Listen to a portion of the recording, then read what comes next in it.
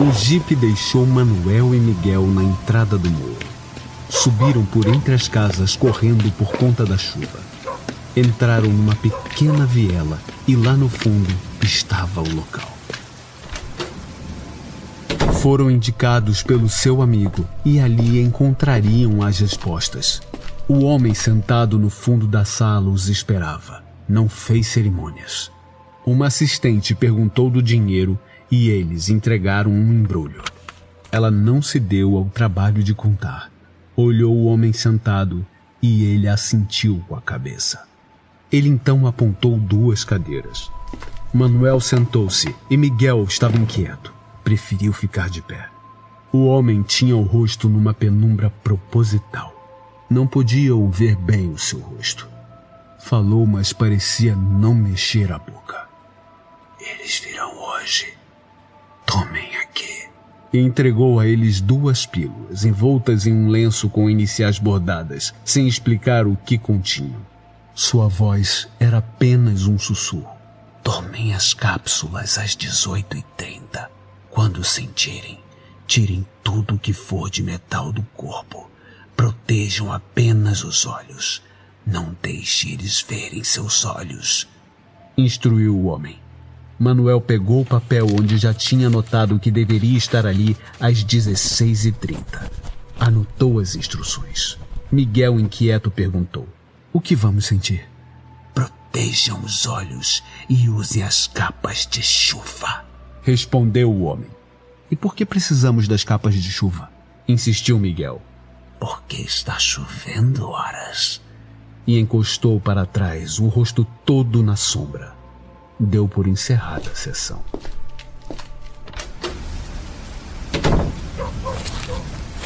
Eles subiram o restante do morro.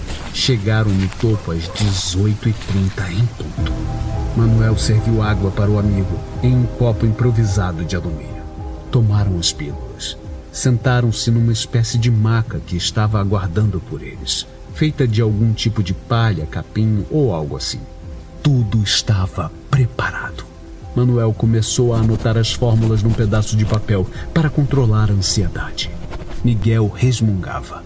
Nós fomos enganados, nós somos uns trouxas, não sinto nada. Levaram nosso dinheiro. Haha, mas se eu volto lá, se eu volto. Fala alguma coisa, Manuel. Tá sentindo alguma coisa? Ainda não, mas ainda não passou muito tempo, né? Respondeu. Mais de 1 hora, não é possível, cara, enrolaram a gente, só pode. Vamos descer agora. E nesse momento, Miguel se sentiu estranho. Parecia que seu corpo era, na verdade, uma antena. Parecia que podia transmitir as ondas de rádio. Parecia que seu corpo estava totalmente dormente. Olhou para Manuel, que de pé levantava os braços para o céu. Podia ver uma espécie de onda de luz sair dos braços do companheiro. Instintivamente copiou o movimento e dos seus dedos ele via pequenos filetes de luz em direção ao céu escuro e nublado. Ele sentia os pés adentrando a terra, chegando na rocha como se os raios da sua mão estivessem saindo do fundo da terra, enraizados e amplificados pelo seu corpo condutor. Logo em seguida viram um brilho se aproximando em alta velocidade. A luz se aproximou e, apesar de forte, não os incomodava. Seja o que for, estava sobre a cabeça deles. A chuva não molhava mais as suas capas. Logo acima deles, uma porta se abriu e algo descia flutuando. Eram 2 seres. Miguel olhou de relance para Manuel, que tentava falar alguma coisa. Não conseguia entender. Os seres se aproximavam e não emitiam som, mas na sua cabeça ele relembrava tudo o que tinha aprendido desde seu nascimento, até 2 minutos atrás, quando questionava o homem sentado nas sombras. Miguel olhou fixamente para os lábios de Manuel. Conseguiu distinguir apenas uma palavra: máscaras. Tinham esquecido de colocar as proteções de chumbo. Ele lembrou bem da instrução do homem da sombra: protejam os olhos. Quando olhou para cima, os seres estavam de cabeça para baixo. E o que parecia ser a cabeça abriu como se fosse um obturador de câmera fotográfica. Ele olhou diretamente para a luz que saía dali. É lindo! É lindo! Gritou ele. Seu espírito saiu do corpo puxado pela luz dos seres. Viu seus corpos arrumados, lado a lado no chão. Manuel, isso é lindo. Como Miguel, essas foram suas últimas palavras.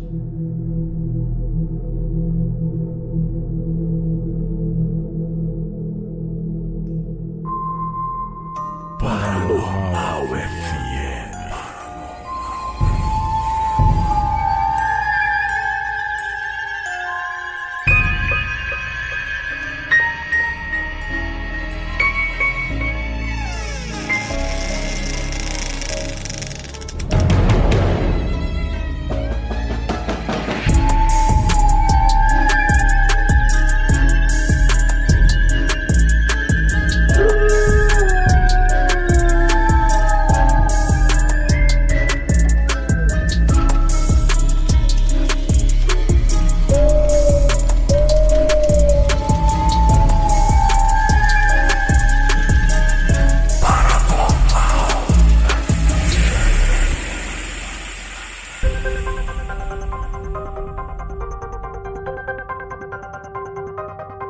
No ar, Paranormal FM, com Fernando Ribas e Leonardo Marques.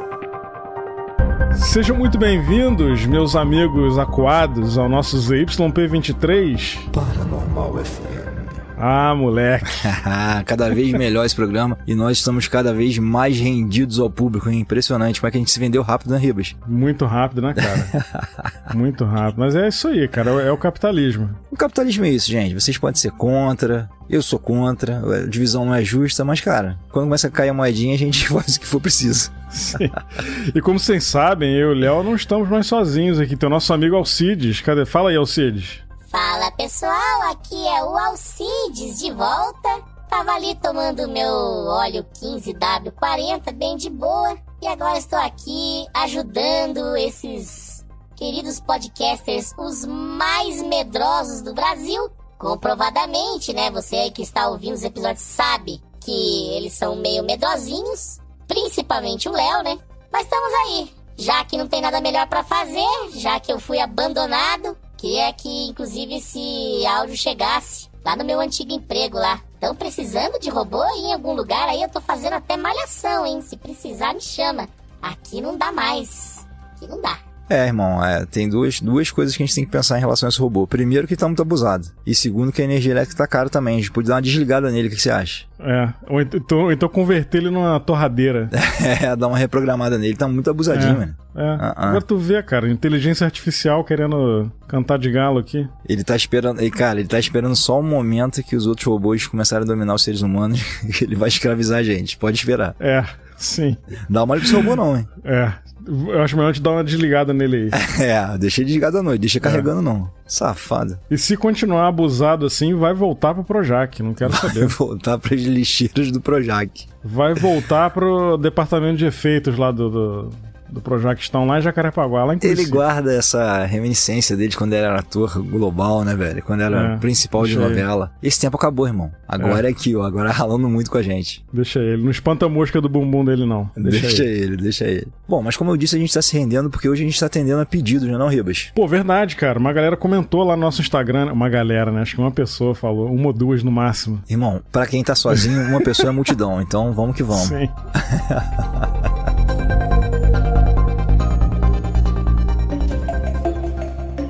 Te perguntarem que rádio você ouve, responda.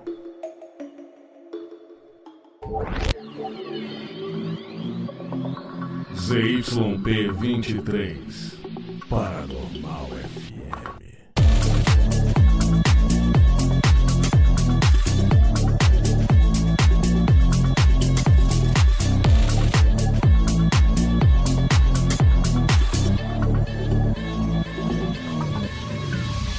Paranormal FM.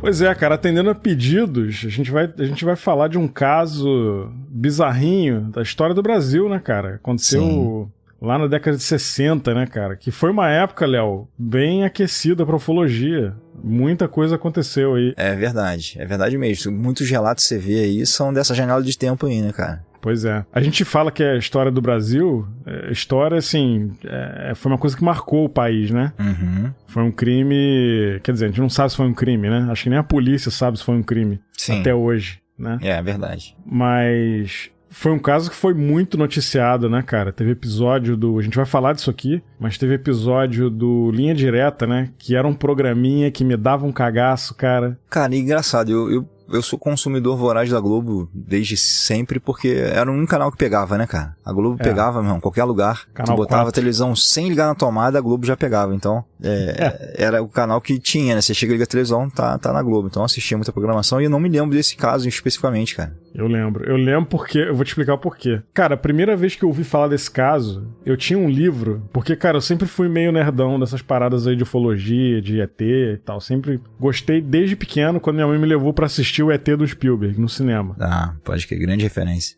Lá em 82, né? Sim. E eu era criança, era pequenininho. E minha mãe me levou dali pra frente, cara, eu fiquei maluco, né? Uhum. Pra descobrir se realmente tinha seres de outro planeta visitando a gente aqui, né? Sim. Então, eu consumia muita coisa, cara. Revistinha, livro. Eu ia na banca, eu já, cara, ficava maluco procurando esse tipo de conteúdo lá e tal. E eu tinha um livro, cara, chamado OVNI e as Civilizações Extraterrestres. Ah, maneiro. Que é um livro, até tenho ele em PDF. Eu tinha o livro físico, mas eu emprestei pra alguém e perdi.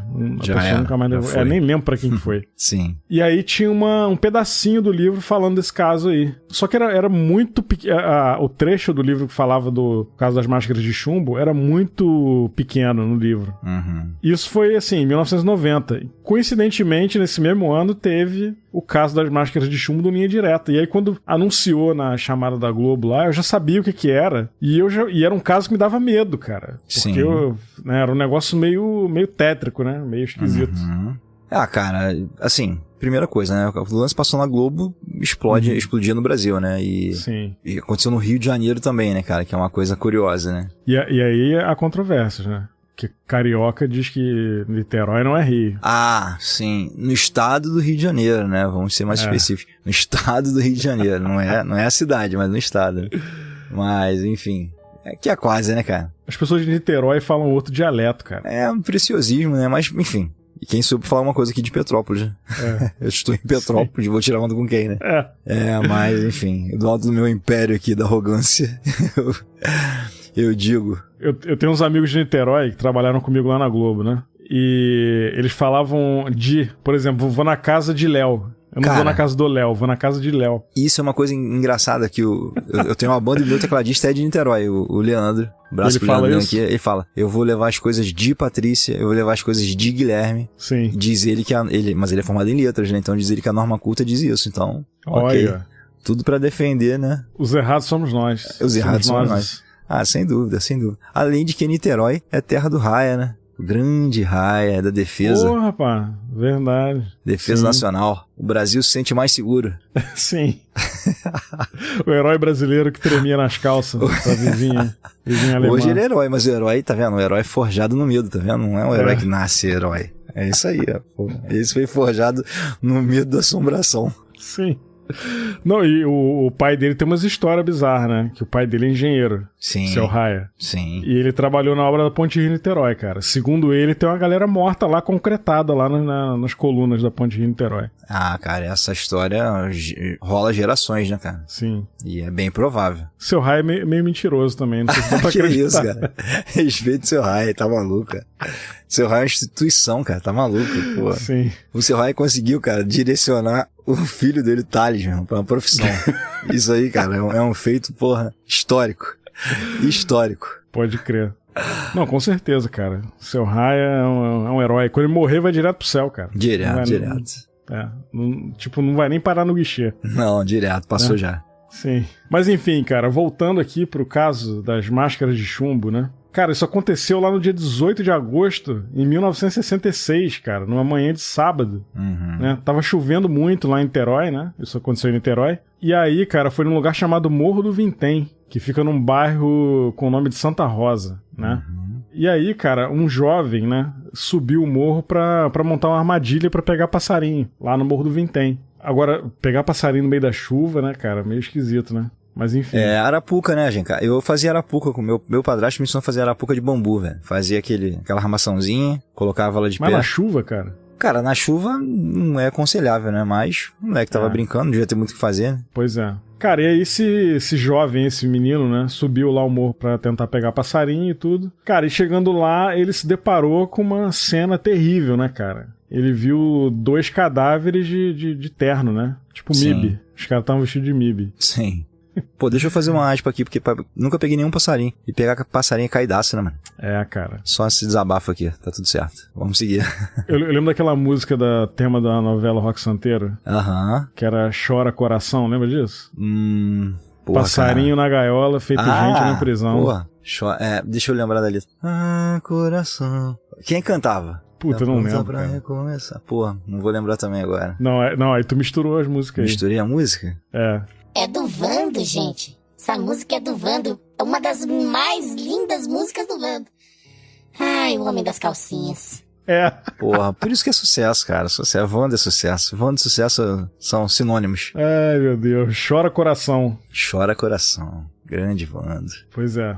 Bom, e aí, cara, esse menino aí viu essa cena horrível, né, cara? Viu os 2 caras lá mortos, né? E aí ele desceu o morro e foi até a casa de um policial que ele conhecia, né? E contou, né, o que ele presenciou, e o policial não deu muita bola, cara. Achou que o moleque tava inventando alguma coisa do tipo, né? Isso foi no dia 18. Quando foi no dia 20, mais 3 garotos subiram o morro pra pegar pipa, né? Devem ter perdido a pipa pro outro que cortou na mão, né? Como é que é? Cortou na mão, não aparou, a pipa voou.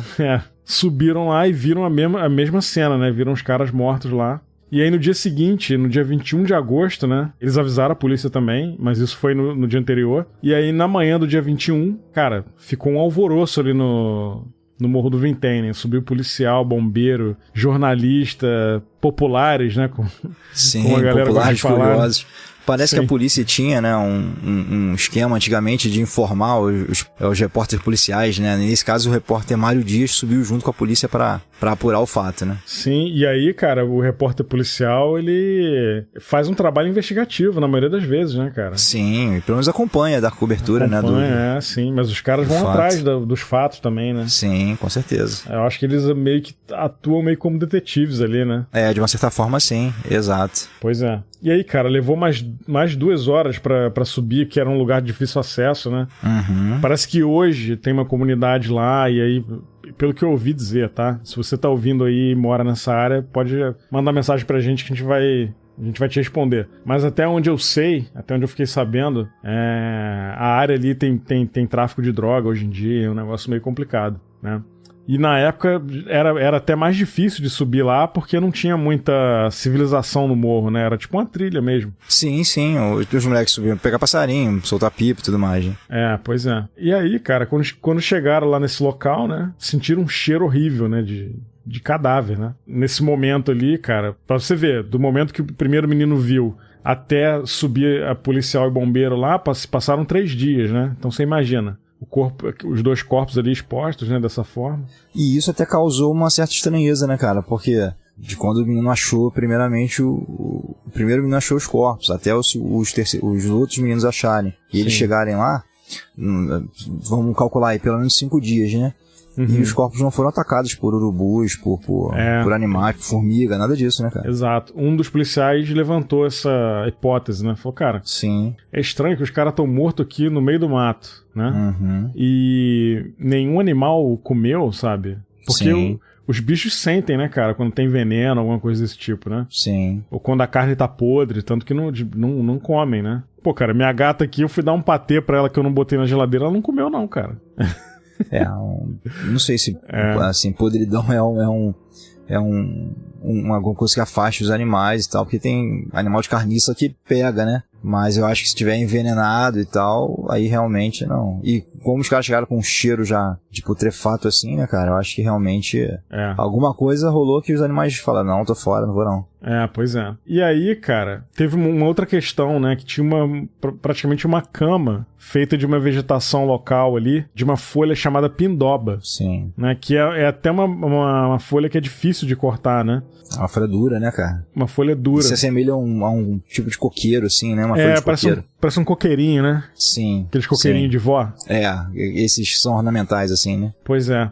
E essas folhas estavam cortadas ali direitinho e eles não acharam faca nenhuma na cena ali no local. E aí eles acharam esquisito esse fato, né? Bom, e aí, cara, os caras que estavam ali mortos eram Miguel José Viana, que tinha 34 anos, e Manuel Pereira da Cruz, que tinha 32, né, cara? Eles eram radiotécnicos, né? E aí eles se envolveram numa misteriosa e fatal experiência, né? E aí começou o mistério, né, cara? Então, alguns fatos ali na cena do crime, como por exemplo essa questão da folha de pindoba estar cortada com faca, aparentemente faca, e não tinha um objeto cortante na cena, levou a polícia a acreditar que tinha mais uma pessoa envolvida, né, nessa situação. Sim, de repente um terceiro que não foi localizado, né, cara? Pois é. Mas, além disso, os corpos, né, do Manuel e do Miguel não tinha sinal de violência corporal, de luta, nada, né? Eles estavam ali em decomposição, mas não tinha sinal de luta, nenhum tipo de violência, nem com arma de fogo, nem arma branca, nada. E os corpos estavam próximos um do outro, né? Um do lado do outro, ele deitado, de costa pro chão. E tem um fato curioso, que eles estavam bem vestidos, cara. Estavam de terno, né? Com terno limpo, capa de chuva, inclusive. É uma coisa estranha, né, cara? Obviamente, eles estavam no meio de uma viagem, né? Saíram de casa, arrumados e tudo mais. E sim, devia ser normal você se arrumar bem, né? De terno e tudo mais. Mas pra subir uma trilha, né, cara? De 2 horas de caminhada, né, cara? É, uma trilhazinha boa, né, cara? Pô, 2 horas né, é bastante coisa. É bastante coisa. E aí tem uma coisa que chamou a atenção, né, dos policiais ali, que tinha alguns objetos em torno dos corpos, né? Uhum. Tinha um marco de cimento, que parece que tá lá até hoje, se eu não me engano. E substituíram por um marco de metal, eu vi depois, cara. Ah, entendi. Que parece que era um marco usado pra demarcar... Até hoje, quando você vai visitar terreno ou loteamentos novos, eles usam esses mourões que chamam mourão de cimento. Uhum. E aí pode ser pequenininho ou pode ser alto, aí depende. E aí ele fica... Parece um paralelepípedozinho que marcava provavelmente a divisão do terreno em algum ponto ali. Isso é usado até hoje? É usado até hoje, cara. Parece um paralelepípedo, ou então você usa um postezinho de cimento. E agora lá no local é um poste de metal que eles substituíram lá. E ele tem uma fundaçãozinha ali? Ele fica meio enterrado, né? Pra marcar um lote. O lote A é aqui, desse marco até o marco B lá em cima. Depois é o lote C e assim vai, entendeu? Entendi. Eu cheguei a assistir, né, a reportagem pra me inteirar do assunto também. Aí você vê que é um marco provavelmente marcação de terreno. Entendi. Tem esse marco ali, mas não foram eles que botaram isso ali, né? Acho que provavelmente já devia estar. Ah, não, é verdade. Isso já devia estar ali. Bom, Léo, além desse marco aí que você citou, que também é uma coisa que já devia fazer parte ali do local, né? Mas também não sei se tem a ver com o ritual que eles fizeram ali, né? Se é que foi um ritual. Sim. Pode ser uma coincidência. Exatamente. Além disso, tinha uma garrafa de água mineral magnesiana, cara, que dizem que dá uma caganeira absurda, mas eu não faço ideia do que é uma água mineral magnesiana. Cara, hoje tem essas águas com pH alcalino, pH X, mas água mineral magnesiana eu não tinha ouvido falar. Pergunta pro Alcides. Alcides, por favor, defina aí água mineral magnesiana. Vamos lá, né? Água magnesiana. É um laxante. Contribui para o bom funcionamento do estômago e do intestino. Em excesso, pode provocar aí uma diarreia. A famosa caganeira. O magnésio é sabidamente um fator protetor cardiovascular, sendo estimulada a sua suplementação na alimentação para combate e prevenção da hipertensão arterial sistêmica e diversas outras patologias aí do sistema vascular.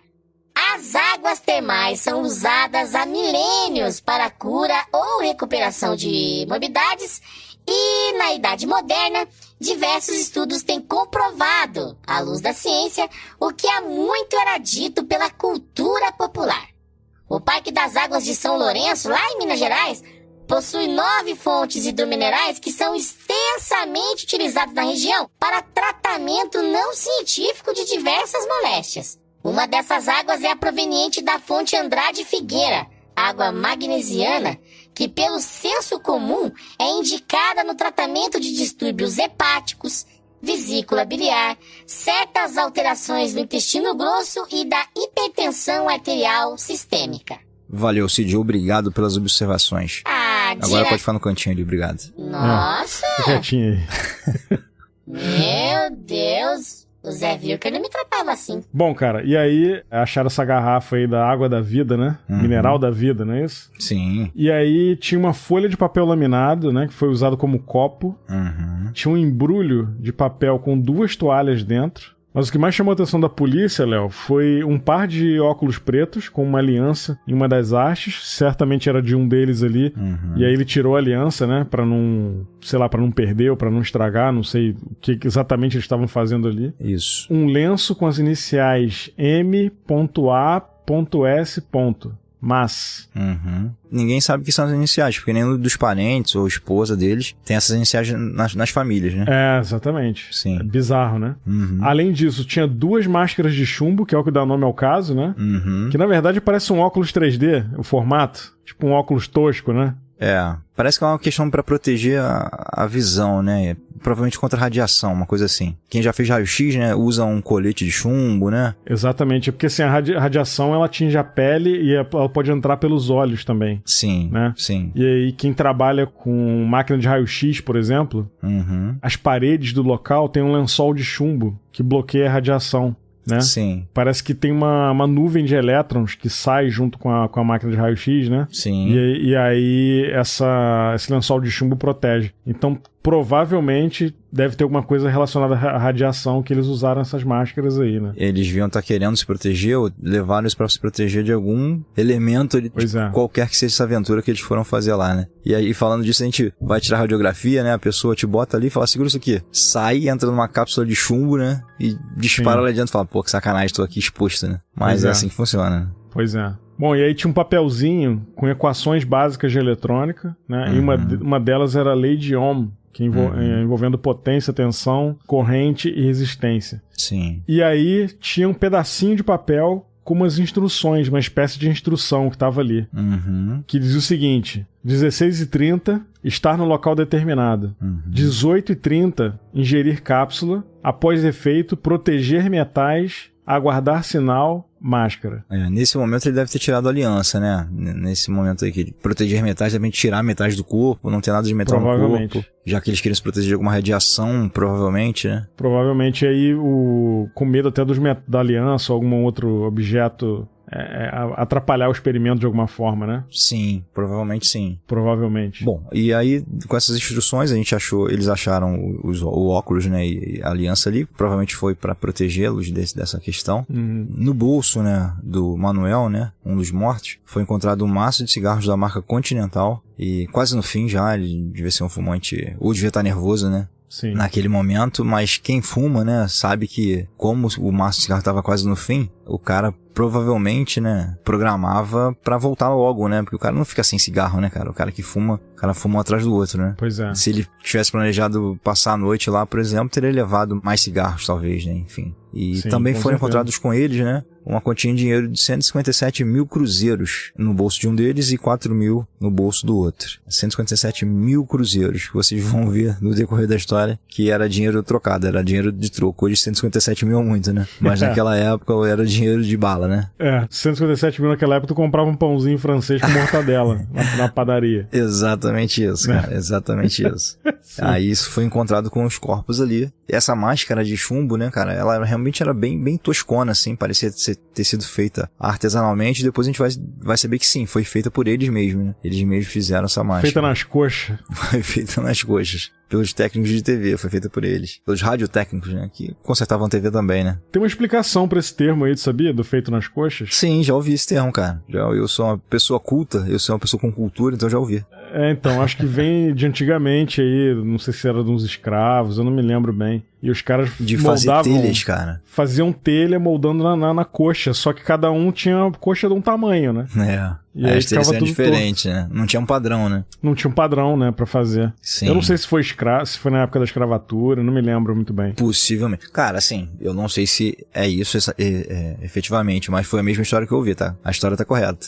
Então, é exatamente isso aí. Mas enfim, seguindo aqui. Vamos seguir. Bom, os corpos foram levados, né, com muita dificuldade e foi realizada uma autópsia nos cadáveres pelo médico legista Dr. Astor Pereira de Mello, mas nada foi revelado como causa-morte, porque não tinha nenhum sinal de violência, não tinha nenhum ferimento visível. Eles, obviamente, já ponderaram a possibilidade de envenenamento, né? Mas também nada foi encontrado nesse sentido, nem distúrbio orgânico, nem morte natural, e não havia nenhuma contaminação por radioatividade. Agora, será que nessa época aí, 66, cara, essa galera tinha como descobrir se os caras estavam com radiação mesmo ou não? Niterói, cara. Eu fico com essa dúvida aí. A gente vai ver que esse caso, né, cara, ele não foi um caso muito bem cuidado no sentido forense, né, na verdade, né, cara? Então sim, teve muita coisa que passou batida. Mas, assim, a gente tá se baseando nos documentos oficiais que foram levantados pelos repórteres e tudo mais, né? Sim. Enfim, é a nossa base aqui de pesquisa. Mas eu acho que, assim, tem características próprias, né, pra cada tipo de morte. De envenenamento, por exemplo. Eles tiraram um pedaço do estômago, do intestino, do cérebro também. Não acharam nada reagiu, né, a envenenamento, enfim. Não foi veneno, não foi ferimento a bala, não foi ferimento de faca, não houve ferimento externo, né? Nem concussão, nem nada disso. Por causa da morte, eles não conseguiram determinar. Sim. Também realizaram exames toxicológicos, né? Porque podia ser um ritual, uma coisa assim, eles podiam ter tomado alguma droga. E também disseram que tinham que tomar uma cápsula, né? Você tinha que engolir a cápsula, né? Mas eles tiraram um pedaço das vísceras e não... Tudo deu negativo, né? Pois é. Tem essa questão do ingerir cápsulas, né? Sim, exatamente. Alguma coisa eles levaram. Também tinha lá a questão da garrafa de água magnesiana. Tinha o copo. Provavelmente cada um foi com a garrafa e outro foi com o copo, né? Eu imagino isso. Eles compraram uma garrafa só, enfim. O que também denota que depois a gente vai perceber que eles tinham a intenção de voltar, porque eles compraram a garrafa, mas como a garrafa era de vidro, tinha que se devolver, né? Ou pagar pela garrafa. E eles não quiseram pagar, pagaram, mas fizeram vale para depois tomar de volta, enfim. Tudo isso vai estar aqui no decorrer do nosso roteiro aqui cronológico. Sim. Mas assim, eles foram identificados facilmente, né? Porque estavam com os documentos. E descobriu-se que eles moravam na cidade de Campo dos Goitacazes, que é um rolezinho, tá? De Niterói pra Campos é um rolê, hein? Bota aí umas 2h30, né? 3 horas? Pô, por aí, cara, umas 3 horinhas de lá pra cá. 3 horas, né? Sim, exatamente. Vai perto de Cabo Frio, né? Só que pra dentro do... Isso. Em vez de ir pra região dos lagos, vai pro... Exatamente, interior do Rio de Janeiro. Não, inclusive indo pra Cabo Frio, chega uma parte que bifurca, né? Você pode ir pra Campos, né? Tu vai pra Campos, tu virar à direita, tu vai pra Cabo Frio. Isso aí. Eles eram moradores de Campos dos Goitacazes e eram sócios, né, num negócio que era justamente um negócio de conserto de eletrônicos e tudo mais, né? Técnico de eletrônica. Técnicos em eletrônica. É porque antigamente se consertava a TV, né? Sim. Hoje em dia, quebrou, tu joga fora, né? Hoje em dia é feito pra trocar, né, velho? Às vezes antes de quebrar, você já é obrigado a trocar porque já não atende mais sua necessidade, né? TV ficava com fantasma, né, cara? Porra, TV era um móvel, né, cara? Você tinha um móvel, né? Minha avó comprou um caixote de madeira, que tinha botões pra você pressionar pra mudar os canais, cara. Que era doideira. Cara, tinha uma peça nessas TV de tubo aí, eu não vou me lembrar o nome. Eu sei porque um amigão da minha família, do meu pai, era técnico de eletrônica, que o cara consertava a TV. Tinha uma peça nessas TV de tubo que ela acumulava energia elétrica. Sim. E se tu encostasse naquilo ali, tu podia morrer, cara. Tomar uma descarga absurda e morrer. É doideira, cara. Tinha que ter alguém especializado pra consertar, né? Sim. Bom, como tudo precisa de alguém especializado pra consertar, né? A gente faz besteira porque quer, né? Sim. Bom, cara, foram feitos exames grafotécnicos, né, pra checar a caligrafia e realmente provaram que a caligrafia era do Miguel, mas que as palavras que estavam nos bilhetes não eram palavras que faziam parte do vocabulário deles, né? Foi constatado, segundo familiares, né, conhecidos. Isso levou a polícia a acreditar que as palavras teriam sido ditadas pra eles por alguém. Sim. Que eles também não sabiam. Cápsula, né? Quem é que fala, vou tomar uma cápsula? Ninguém fala assim, né? Aquilo parece cópia, né? Você copiou ali uma receita, né? Ou recebeu, alguém te ligou e deu uma instrução, você anotou rapidamente. Até a ortografia é bem seca, né? Não tem pontuação, não tem nada. Não tem dramaticidade, né? Só item por item, né? A impressão que dá é que alguém tava falando isso pra eles por telefone, eles foram anotando. Sim. Exatamente. Alguém ditou pra eles e eles anotaram, né? Foi isso. Sim. Bom, além disso tudo, tem mais um elemento bizarro, né? Na mesma noite, nesse horário, né? Que eles presumivelmente morreram, né? Porque é o horário que eles estavam lá, que foi dia 17 de agosto de 66, numa quarta-feira, várias testemunhas viram um objeto voador não identificado no alto do Morro do Vintém. E ele foi descrito como tendo uma forma arredondada, né? Com um halo de luz alaranjada intensa e um anel de fogo soltando raios azuis. O objeto sobrevoou por alguns instantes o local onde foram encontrados os corpos. E até hoje a polícia não sabe explicar o que aconteceu realmente, né? Inclusive na época tiveram ligações pra polícia pra falar desse objeto aí. Sim.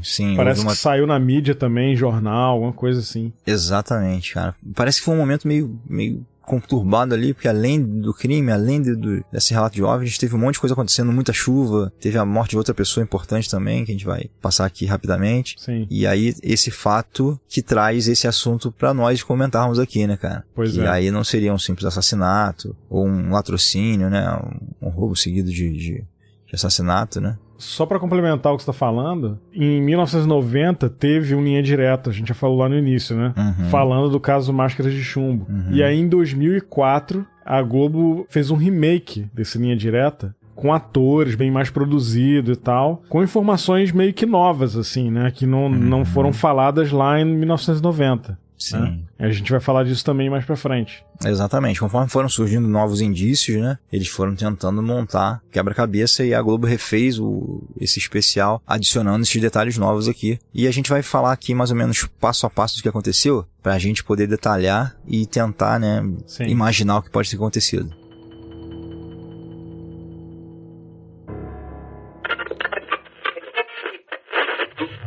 Quando te perguntarem qual rádio você ouve, responda ZYP23, Paranormal FM.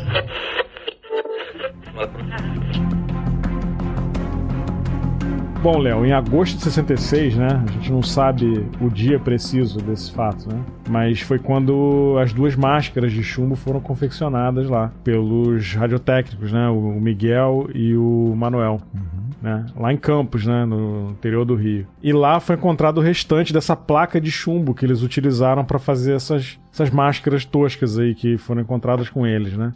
Assim chegou-se à conclusão que eles fizeram na própria oficina, né? Pois é. No dia, lembrando que o primeiro menino que foi caçar passarinho lá no Morro do Vintém achou os corpos foi no dia 18, Sim. né? De agosto. E aí, ó, no dia 16 de agosto, 2 dias antes, foi uma terça-feira à noite, o Manuel, ele falou pra esposa dele que ele ia pra São Paulo, junto com o Miguel. Eles eram sócios, tinham esse pequeno negócio lá de conserto de eletrodomésticos, né, de TV e tal. Eles eram técnicos em eletrônica, né?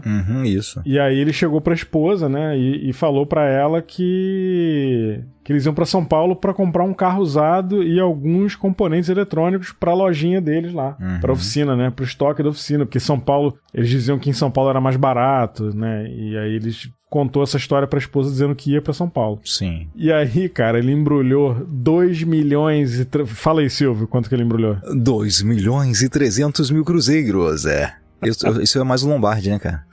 É verdade. Ficou mais puxado pro Lombardi. Mas enfim. E aí, cara, esse valor aí, isso em 2004, quando eu vi o remake do Linha Direta, em 2004, convertendo pra economia da época, dava mais ou menos 3 mil reais. Ok. Tá mais ou menos próximo. $1.000 hoje seria o quê? Uns 5 mil reais, mais ou menos? Por aí. Sim, dá pra comprar um Fusquinha? Sim. Pode crer. Ele precisava de alguma justificativa pra sair com dinheiro vivo de casa, né, cara? Cara, 2 milhões... Todo mundo era milionário nessa época, né? Pouca gente usa dinheiro vivo pra transações, né? Mas nessa época talvez fosse normal, não sei. Se bobear era dinheiro da loja, isso aí, né? Possivelmente, dinheiro que ele guardava em casa, né? Sim. Guardava em casa com medo de assalto, alguma coisa assim. Sim. Né? Exato. Porque também, assim, não era tanto dinheiro, mas pra época, de 66, cara... O suficiente pra comprar um carro, cara, é bastante dinheiro, né? Sim. Ainda hoje, né? Obviamente, hoje a gente tá falando de realidade muito distante. Mas se você sai com dinheiro vivo pra comprar um carro, é muito dinheiro. Eu repito aqui, a ironia do que eu falei. Pouca gente usa dinheiro vivo pra transações, mas tem gente que prefere, né? Pois é. Tipo o PH, que é um cara old school, né? Não é do PH que eu tô falando não, mas o PH vai se ligar. Cara, o PH deve guardar dinheiro no colchão, cara. Com certeza, cara. O PH não confia nas instituições, ele não confia no sistema. Não. E ele tá certo. Bom, seguindo aqui, ó. E aí no dia seguinte, no dia 17 de agosto, na quarta-feira, às 9 horas, né, eles foram pegar um ônibus na rodoviária de Campos, com destino a Niterói, já não era mais pra São Paulo, né? Eles falaram que ia pra São Paulo, mas pegaram um ônibus pra Niterói. Na verdade, eles iam pra Niterói. E aí, antes do ônibus sair da rodoviária, o Miguel encontrou com a sobrinha dele passou, na hora que ele tava entrando no ônibus, assim. Sim. A sobrinha dele passou, e aí falou, e aí, tio, tá indo pra onde? Tô indo pra São Paulo. O ônibus lá escrito Niterói em cima, né? Na frente. Tô indo pra São Paulo. Mas vai fazer o que em São Paulo? Vou comprar um carro. Ela, pô, mas São Paulo? Por que você não compra o carro aqui? É mais barato e tal. Aí ele falou assim, eu preciso saber de uma coisa. Depois, quando eu voltar, eu te conto se eu acredito mesmo nessa história de espiritismo ou não. Ele falou isso pra sobrinha, do nada. Né? Sim, isso foi um lance estranho e solto, que na hora não fazia sentido, né? Exatamente. E essa informação veio depois, quando fizeram um remake do Linha Direta. Na primeira versão de 90, não tem isso. Uhum. Né? Mas no remake de 2004 tem. Fizeram até essa encenação da sobrinha dele e tal. Verdade. Na encenação ele tá dentro do ônibus já e a sobrinha do lado de fora falando com ele pela janela. É verdade. Bom, e aí, cara, entre 2:30 da tarde, né, até o instante que eles morreram, a polícia descobriu que eles passaram em uma loja de componentes eletrônicos. Sim. Né, que eles, segundo as investigações da polícia, eles eram frequentes ali nessa loja, né? O nome da loja era Fluoscope, que era situada na Travessa Alberto Vitor, número 13, no centro de Niterói. Bom, se eles eram clientes, isso quer dizer que eles com certeza já vieram a Niterói 3 vezes. Sim. Então já não era uma viagem nova pra eles, né? A gente tá falando da distância aqui, ó, eles saíram de Campos às 9 da manhã, o ônibus saiu às 9 de Campos e chegou às 2:30 em Niterói. E aí começa esse cronograma que a gente tá falando, né? Exato. E essa lojinha aí, a Fluoscope, era uma loja de componente eletrônica. Então, sim, certamente eles já iam lá várias vezes pra comprar material pra loja, né? Uhum. Então já conheciam as pessoas ali, até as pessoas que frequentavam ali, né? Uhum. E aí depois disso, eles passaram em uma loja e compraram capas de chuva. Depois passaram num bar que ficava situado na Avenida Marquês do Paraná e compraram a tal garrafa de água magnesiana, água mineral, né? O mineral da vida. Sim. Bom, uma informação importante aí que a gente viu, né? Eles compraram a capa de chuva, mas já estava chovendo a sair da loja, mas não vestiram a capa ali. Saíram na chuva mesmo com a capa debaixo do braço. Sim. Ou seja, eles tinham algum outro propósito, fim, né? Outro propósito, capa, pra essa capa, Sim, com certeza. E aí tem o seguinte, naquela época, tá voltando isso agora, né? Com essa questão de aquecimento global e tal. Garrafa retornável era uma coisa comum, né? Sim. Se você comprar um Guaraná Baré... Pô, direto carregava casca de Baré, paquera. Paquera. Você tinha que levar aquele Guaraná de tutti-frutti horrível, né? Pô, eu achava bom, cara. Eu gostava. Era bom.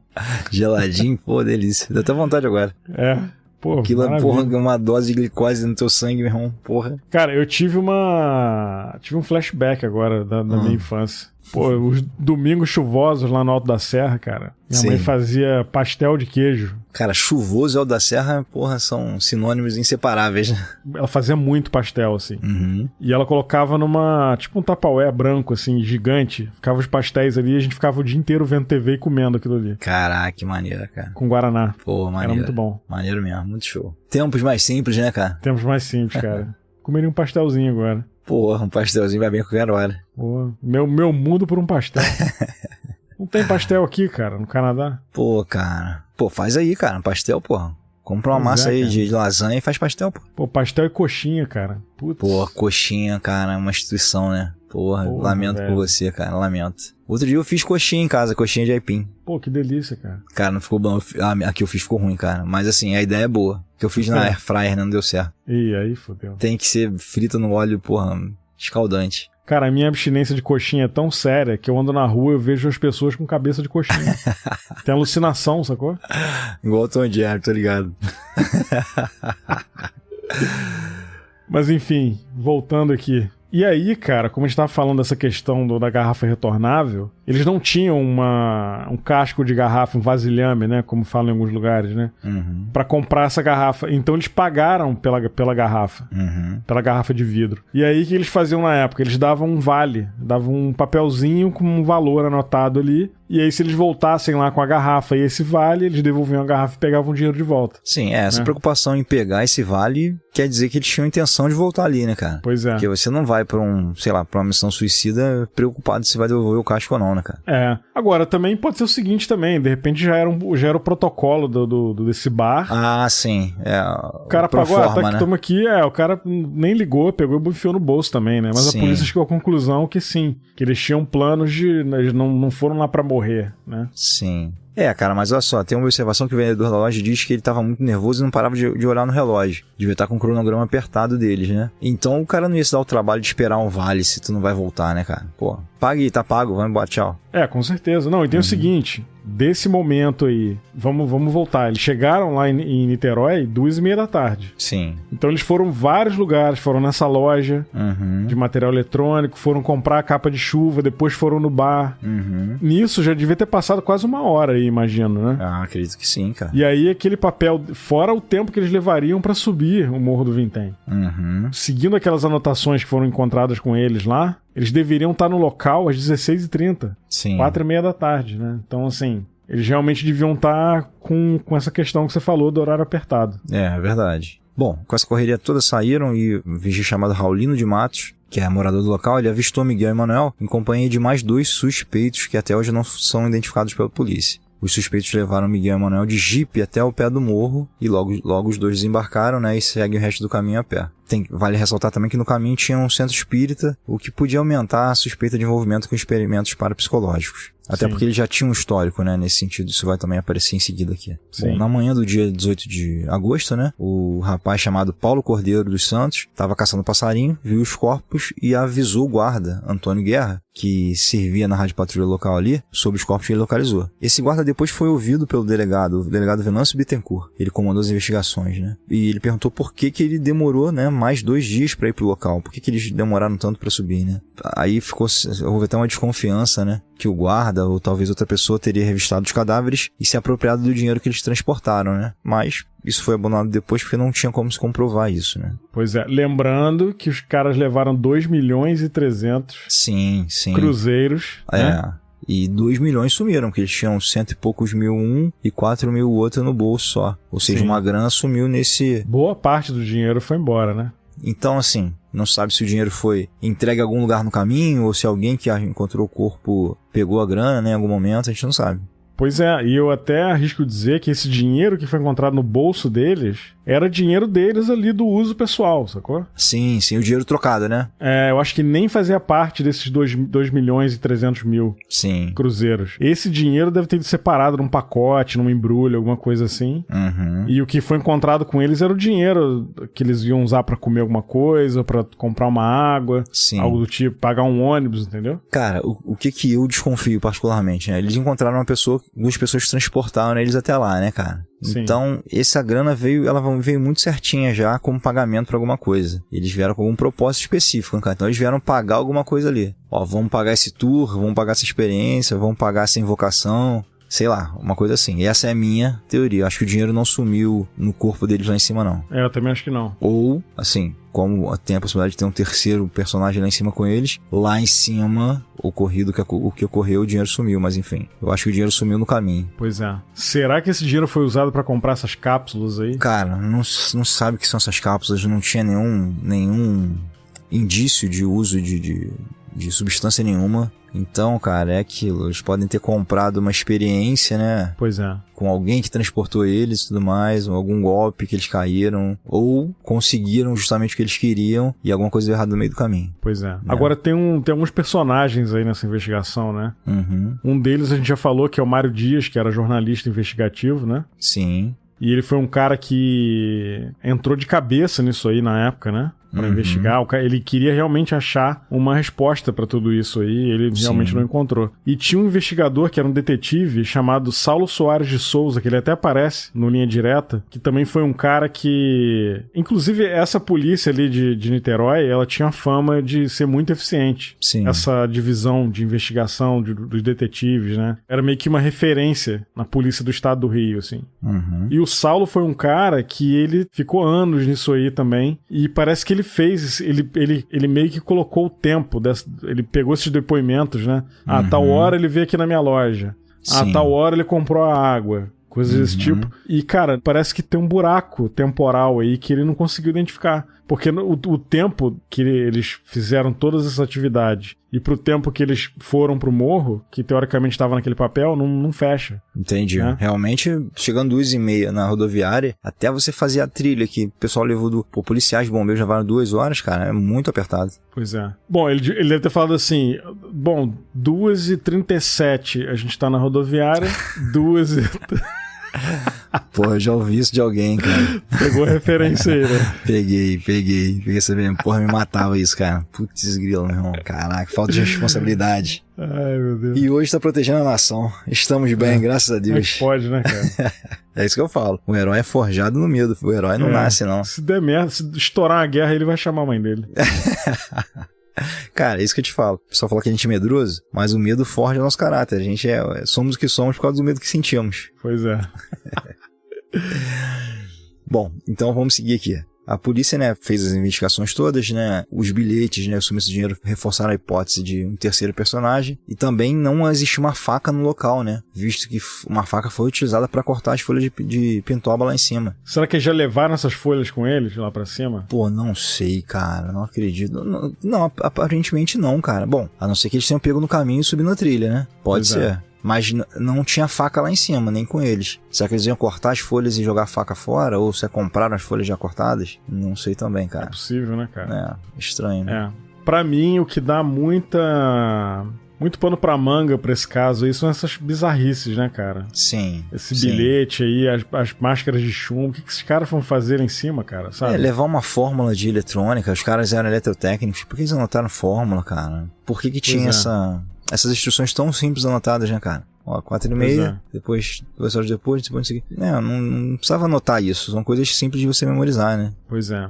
Agora, o que conecta esse caso todo, a ufologia, foi exatamente esse avistamento que teve no dia da chuva lá, no dia 17, se eu não me engano, né? Não me falha a memória. Que foi na véspera, né? Foi, no dia 17 de agosto, lá. exato. Então. Que várias pessoas viram. Parece que tem um hospital perto ali do Morro do Vintém. Pessoas nesse hospital avistaram também. E aí, cara, você pode falar, pô, Ribas, mas por que não tem foto disso? Cara, não tem foto porque era 1966. Sim. Né? Sim. Era outra época. Não existia celular nessa época, né? É verdade. Tirar foto era um evento, né, cara? Era um evento, cara. Ninguém andava com a máquina pronta pra tirar uma foto. Sim. Né? Então, tem essa questão. E teve aquela senhora que avistou com a filha também, né? Durante a chuva, ela estava dirigindo, ela viu esse OVNI de forma oval, pairando em cima do Morro do Vintém, né? Bom, antes da gente falar dessa senhora que avistou, a gente só vai fechar a conexão aqui da investigação, que foi o seguinte: a polícia desconfiava de um terceiro componente, né? Porque alguém dirigiu o Jeep e alguém cortou as folhas, alguém sumiu com o dinheiro, enfim. Sim. E aí a polícia prendeu um amigo dele chamado Elcio Correia Gomes, que era espírita. Esse cara aí, meu irmão, sim. E ele introduziu os amigos, né, as duas vítimas, o Miguel e o Manuel, ao espiritismo, né, e também em experiências estranhas, né, cara. Tanto que tempos antes, os três causaram uma explosão, cara, numa praia chamada Praia de Atafona, no interior do Rio. E a explosão foi tão grande, cara, causou um clarão tão grande que a população pensou que estava tendo um terremoto, cara. Olha só, imagina a quantidade de explosivos que os caras usaram, cara. Esse acidente foi até objeto de investigação pela Marinha Brasileira, né? Mas como a polícia depois não encontrou provas contra o Elcio desse crime, ele acabou sendo liberado, né, cara? Pois é. É bizarro, né? Tem até no Linha Direta mostra depoimento dessas pessoas que moravam nessa comunidade próxima de Atafona, que eram pescadores, né? Uma comunidade de pescadores ali. Os caras viram essa explosão lá. Muito bizarro, né, cara? Como é que o cara me faz uma parada dessa e... Cara... Não sei, cara. Então, de repente, já tem um histórico dessas experiências mal sucedidas, né, cara? Pois é. Sei lá se foi mal sucedido ou não. A explosão ocorreu, né? Então, talvez tenha tido sucesso. Mas aí os caras vão pra uma outra empreitada que, infelizmente, acabou com a vida deles, né? Mas assim, como os jornais anunciaram muito esse evento, né? Houve um estardalhaço quanto a isso.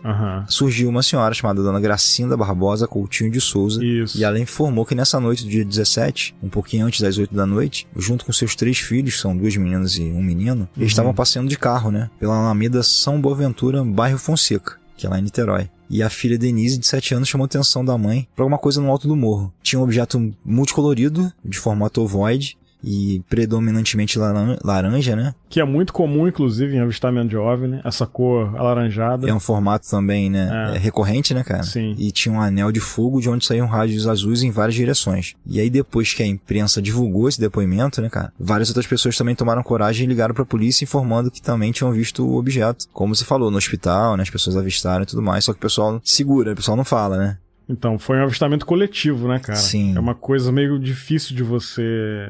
É claro, assim, né, cara? Fica no campo do acreditar, porque é um relato, né? Sim. Você não tem fotos, não tem provas materiais pra comprovar que realmente tinha um objeto lá pairando em cima do Morro do Vintém.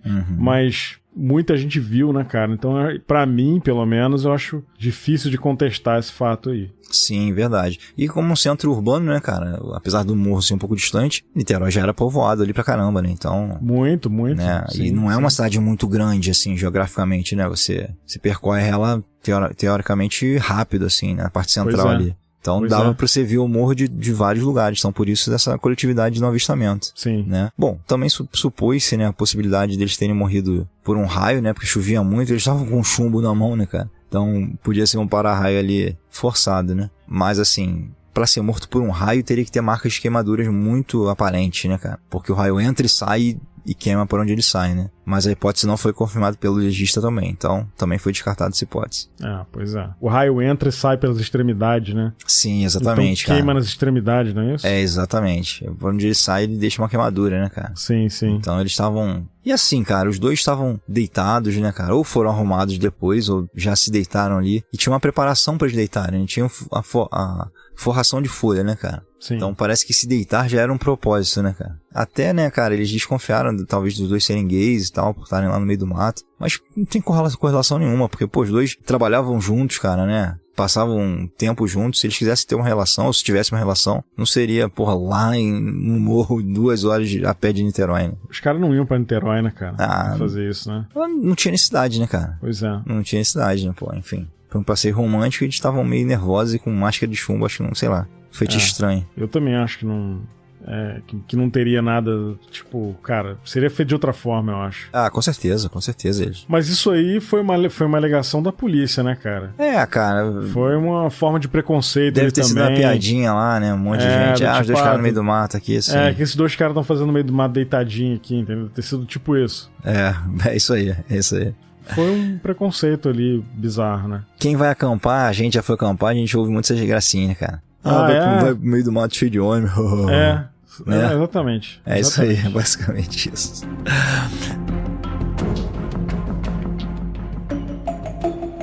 Quando te perguntarem que rádio você ouve, responda.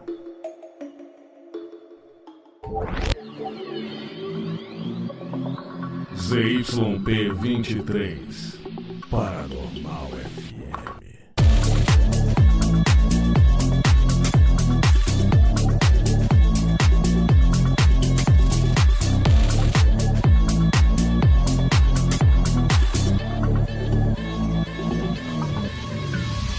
Paranormal FM.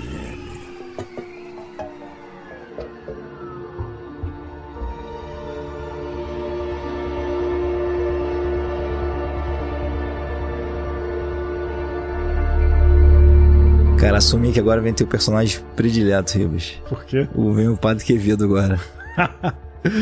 Olha aí, cara, nosso querido Padre Oscar Gonzalez Quevedo. Isso não existe. Quem diria, né, cara? Ele é professor, ele era, né, ele faleceu já, ele era professor de parapsicologia, né? Uhum. Na época ele deu um depoimento pro jornal o Globo, cara. Sim. Dizendo que ele falou que máscaras de chumbo eram usadas em testes mortíferos de ocultismo. Olha aí. Né? O cara abriu um portal pra sair o Hellboy de dentro.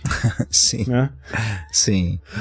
Ele disse, cara, que o ocultismo admitia que os novos mundos emanavam em radiações luminosas, como por exemplo, eles eram capazes de afetar aquilo que chamavam de terceiro olho. Uhum. E aí tem até um cara falando no Linha Direta sobre isso do terceiro olho, que essa máscara era pra proteger os olhos e o terceiro olho. Entendi. Que é um chakra na região da testa, né, se não me engano, né? Exato, exato. E fulminaram a pessoa que tá experimentando isso, né? Uhum. Isso foi o que o Padre Quevedo falou, né? E aí, daí vem a necessidade com essas máscaras de chumbo como uma forma de proteção, né? E nesse tipo de experiência, o experimentador, ele deve ingerir uma quantidade de droga que lhe permitir entrar em transe. E aí ele tem que estar de jejum pra provocar o desequilíbrio físico e mental, né? O cara entra numa onda ali, mental, por estar com fome, né? Por estar jejuando, né? E aí, cara, isso tudo quem falou foi o Padre Quevedo, tá? E aí essas experiências são conhecidas como psigama e hiperestesia. Sim. No primeiro caso, o experimentador procura liberar a alma para conseguir captações espirituais, e na segunda, os nervos hiperexcitados são um instrumento pelo qual o homem procura sentir aspectos sutis da realidade que está em volta dele. Olha que parada louca, cara. Cara, mas eu acho que isso é mais ou menos o que rola quando você toma chá de ayahuasca, por exemplo, né, cara? Você entra naquele meio transe ali, cada um tem uma experiência muito diferente, né, cara? Cada um,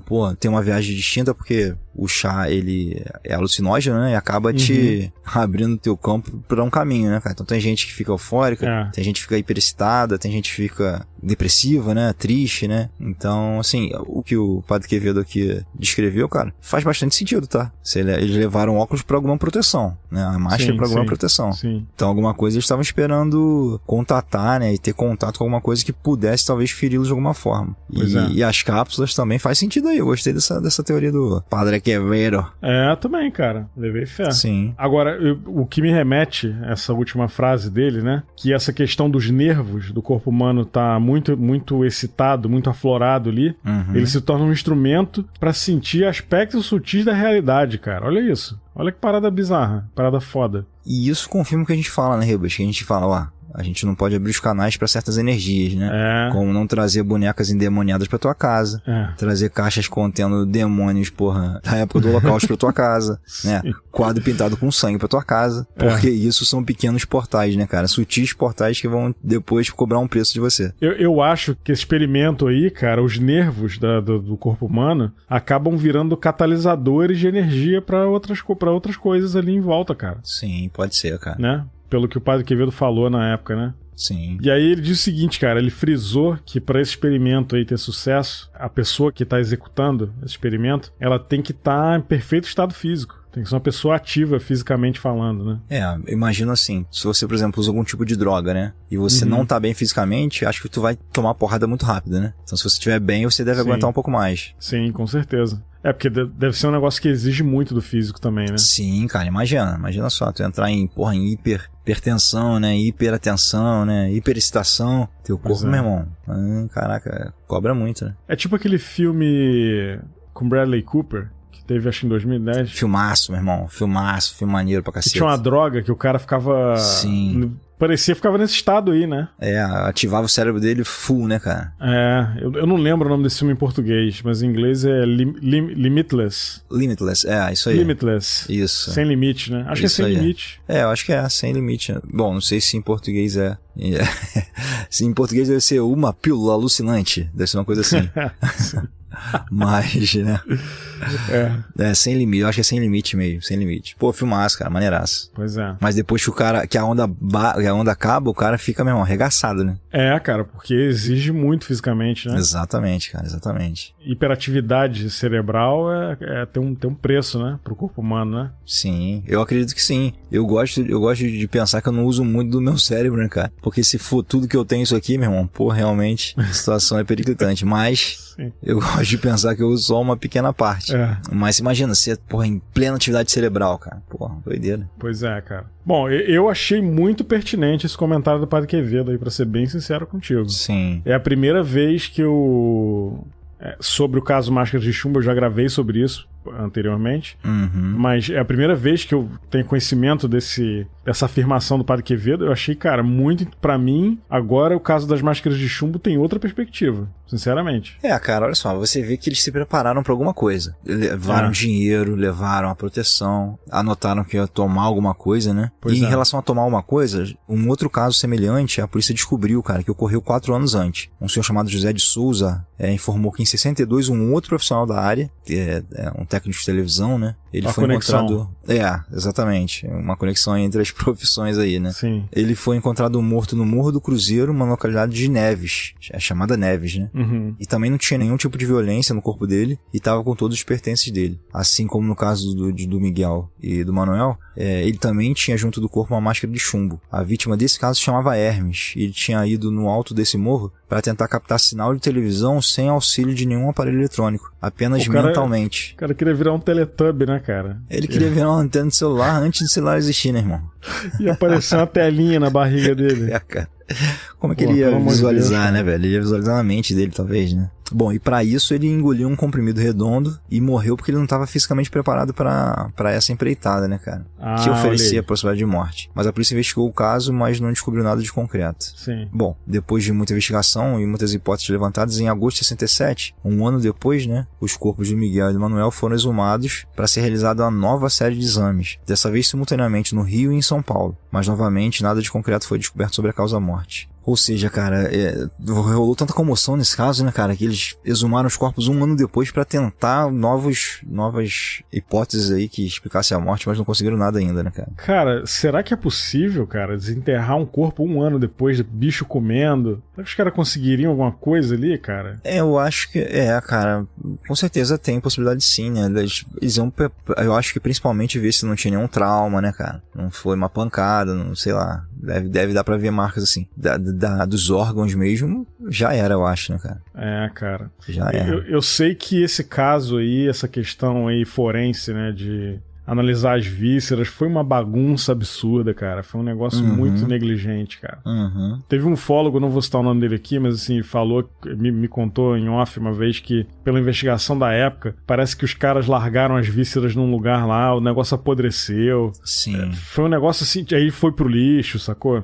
Foi um negócio assim meio bizarro. Sim. Parece até que cachorro comeu, cara, uma parte lá. Sabe? Doideira, né, cara? Parece que teve uma morte de outra pessoa importante, cara, no mesmo momento. E aí o caso dos dois ficou meio que deixado de lado, né, cara? Depois a gente vê isso aqui. E nessa questão, né, cara, até quem fez a primeira necrópsia não era um médico, era tipo um assistente. Vou adiantando aqui, né? Vou cortando aqui pra adiantar. Ou seja, não foi uma coisa muito, muito bem feita, não. E aí, como tomou uma proporção muito grande, eles tiveram que depois tentar, né, ir desfazendo os buracos. Mas aí já era tarde, né? Mas sei lá, eu acho que foi muita negligência na investigação também, né? Sim. Mas eu acho que além da negligência, tem essas bizarrices aí, né, cara? Que não tem... É um caso muito confuso, né, cara? É muito confuso, cara. Muito confuso. Mas pra mim, alguma coisa aconteceu ali de insólito. Eu não sei o que exatamente, mas eu tendo a pensar que eles conseguiram, cara, atrair alguma coisa pra ali, pra aquele dia, ou sei lá. E até eu já gravei com o Marco Antônio Petit, que é um ufólogo muito conhecido, né? Tipo, até trazer ele aqui um dia pra bater um papo com a gente, que é, cara, incrível conversar com ele sobre isso. Legal. Porque pode ser que o que a gente entende por espiritismo é uma forma de comunicação com esses seres, né, cara? É uma forma de abrir um canal ali, a gente não sabe, né, cara? Sim. Então... assim, em resumo grosseiro, né, cara, o espiritismo também é se comunicar com uma outra dimensão, né, cara?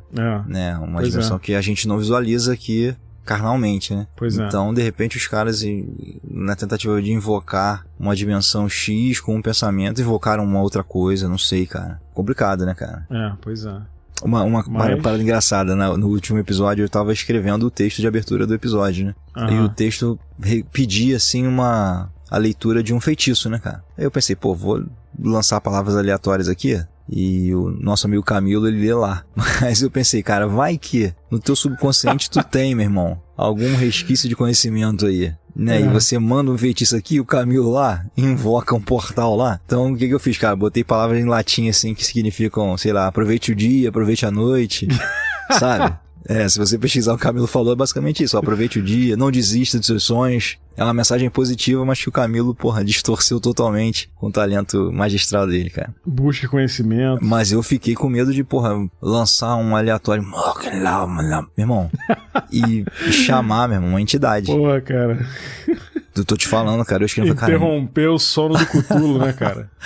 Tu imagina, cara, o Camilo tá lá de boa lendo o texto lá, cara, que sumona um... Vem aquele maremoto em Copacabana, né, cara? Imagina que doideira. E assim, cara, não sei se a gente pode falar isso, depois o Farofa vê se isso pode entrar ou não, mas o estúdio do Camilo é improvisado, né, cara? É um armário, né, cara? Se ele sumou num portal ali, mano, ele some no armário, a mulher dele nunca vai saber onde ele tá, mano. Que doideira, imagina. Ele vai parar em Nárnia, né, cara? Cara, tu demorou a pegar a referência, ainda deixei pra tu, hein? Deixei pra você. Camilo volta com um leão, meu irmão, gigante. Fala, montado no leão. Que seria foda, seria, né? Imagina. Mas, cara, sem zoeira, eu falei, vai que eu me invoco um feitiço do nada aqui. Não, tomar cuidado aqui e tal. Eu imaginei o Camilo montado num leão, com a espada na mão, comendo manjar turco. Sem camisa. Com a sunga de texugo. com uma espada, porra, no castelo invocando raios. Pô, ia ser muito pica, mano. Ia ser muito pica. Bom demais. Ai, caraca. É por isso que as pessoas reclamam, cara. A gente viaja muito. Nós estamos aqui pra isso, né, cara? Já vamos reforçar que nosso compromisso é de zero com coisa nenhuma? Cara. É isso aí, brother. Isso aí. A gente tá aqui conversando. Você que escolheu ouvir. Exatamente. Né? Exatamente. O play é por sua conta, meu irmão. Não tem nada a ver com isso, não. Pois é. Mas enfim. Sim. Cara, esse caso aí teve uma reviravolta também, né? Foi um negócio meio esquisito. 2 anos depois do ocorrido, né, cara? Lá em 69, teve um cara que tava preso. O nome do cara era Hamilton Bezani. Ele tava num presídio de segurança máxima lá em São Paulo, né? E ele disse, cara, ele deu um depoimento falando que tava envolvido na morte desses caras aí, né? Junto com outras 3 pessoas. E ele afirmou, cara, que ele e os comparsas deram veneno pras vítimas, né? E roubaram o dinheiro, né? Os 6 milhões lá. E aí essas informações, né, cara? Esse bandido aí, o Bezani, ele foi levado pra Niterói pra dar um depoimento lá, mas ele caiu em várias contradições, cara. Inclusive no valor do dinheiro, que ele falou 6 milhões e os caras não tinham 6 milhões. Sim. Era 2.300, né? 2 milhões e 300 mil, né? E a polícia chegou à conclusão que esse cara tava inventando a história pra poder permanecer no presídio de Niterói e tal. Que ele já tinha fugido várias vezes de lá de Niterói. Então ele armou esse plano aí pra sair do segurança máxima de São Paulo e voltar pra Niterói, cara. Pra ele poder... doideira. Tentar fugir de novo. Imagina ele fazendo embaixadinha com aquela bola de ferro. Dando a bicicleta. Dando a bicicleta e pulando o muro do presídio lá em Niterói, né? Mas enfim, cara, quero ver quem vai pegar essa referência aí. Isso é demais, boa demais. Pois é. E aí, cara, em 69, no mesmo ano que aconteceu essa questão aí do Hamilton, né? A justiça simplesmente arquivou o caso, cara. Largou pra lá, porque realmente, cara, partindo do lado legal da coisa, o que a justiça vai fazer com esse caso? Porque verdade, é um quebra-cabeça enorme faltando um monte de peça, cara. Sim. Né? Olha só, é um quebra-cabeça enorme faltando um monte de peça numa caixa em branco onde não tem a foto do negócio todo pra você se guiar. Exatamente, né? Cara. Os caras foram voluntariamente pra lá, né? Porque, seria um trampo carregar os dois lá pra cima, sem deixar marca e tal. É muito difícil, cara. Muito difícil, assim. Muito complicado. Pois é. E aí, Léo, alguns anos depois, né? Vários anos depois, em 1980, pra ser mais exato, rolou um alvoroço ali, né, cara? Em Niterói e na comunidade ufológica também.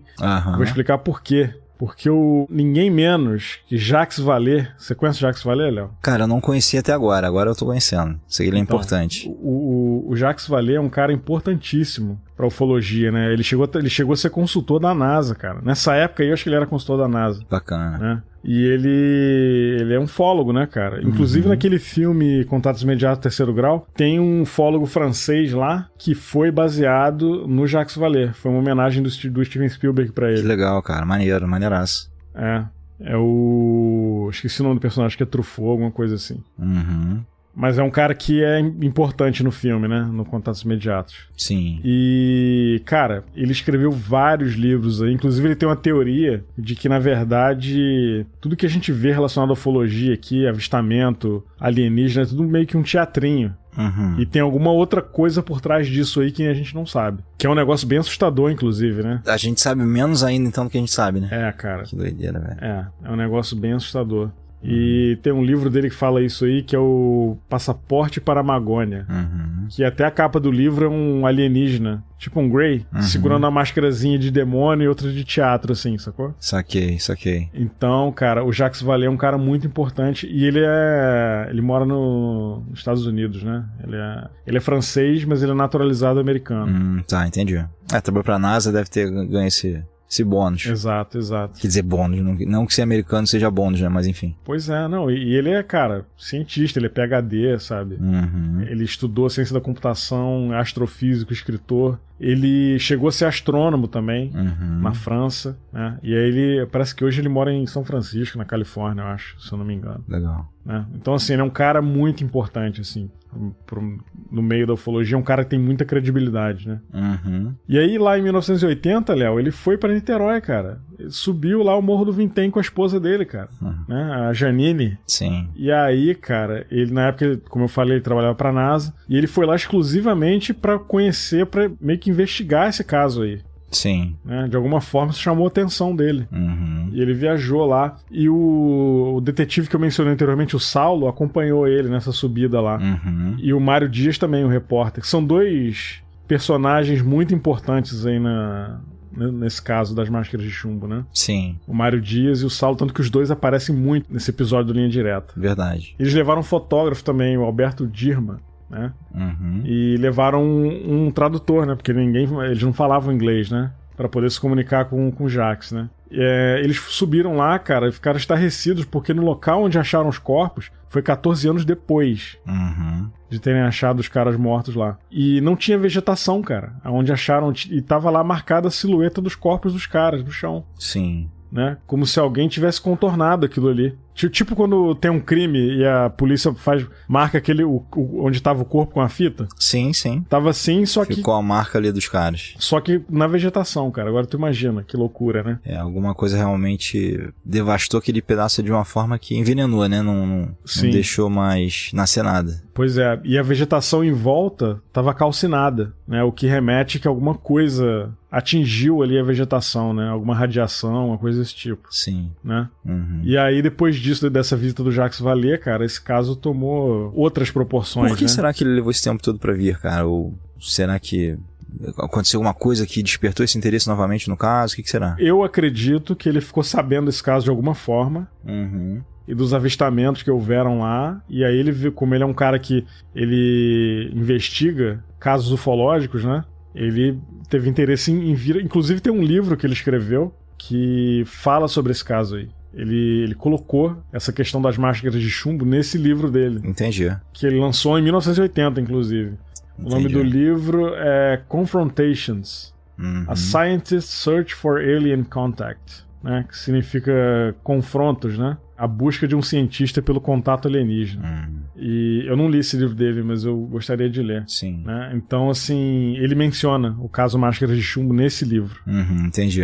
De repente foi quando ele teve a oportunidade de vir, né, cara? Eu acho que, cara, pra você ter ideia, eu tive num evento do MUFON aqui no Canadá, aqui em Montreal, inclusive. Foi quando começou a rolar esse desacobertamento do governo americano, abertamente estudando fenômenos aéreos não identificados e tal. Sim. Eu participei de uma transmissão aqui em Montreal. E, inclusive, o Jacques Vallée participou também, remotamente, né? Mas ele participou desse mesmo evento que eu tava. Teve um painel dele lá. Mas, cara, tem gente que não conhece o caso Varginha, por exemplo. Gente aqui de fora, né? Entendi. Agora que tem um documentário do James Fox que foi lançado recentemente e do meu amigo Marcão, que é um ufólogo brasileiro que também investiga o caso Varginha. Esse documentário do James Fox acaba, pra mim, tem muito a função meio que trazer esse caso pra fora, entendeu? Entendi. Porque é um documentário em inglês e tudo. Então eu acredito que nessa época aí, cara, demorou muito pro Jacques Vallée tomar conhecimento desse caso, né? Faz sentido, né, cara? Também não tinha internet, não tinha como você... Pois é. Ter essa comunicação. Foi muito divulgado aqui, né, localmente, né? Mas não quer dizer que lá fora tenha tido alguma ressonância, né? Não teve repercussão, né? Sim, aí quando o cara ficou sabendo do caso, eu quis se aprofundar, né? Ele foi lá investigar e, cara, 14 anos depois. Sim. Porque parece que nesse período ninguém mais subiu. Quer dizer, deve ter subido gente lá, né? Pra soltar pipa, pegar passarinho. Sim. Né? Mas de investigação de alguém lá pra ver essa questão, eu duvido.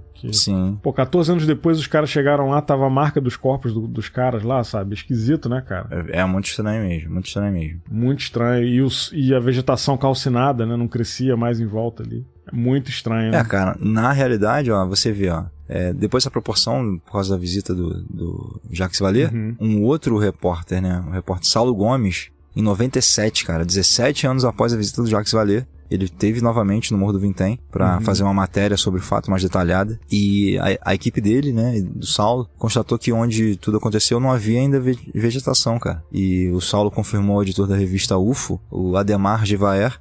O saudoso Gevaer, cara. Ele já faleceu agora recentemente, né? Tá. Mencionamos ele outro dia, não foi, cara? A gente falou dele outro dia. Verdade. E ele era uma figura muito importante pra ufologia no Brasil, né?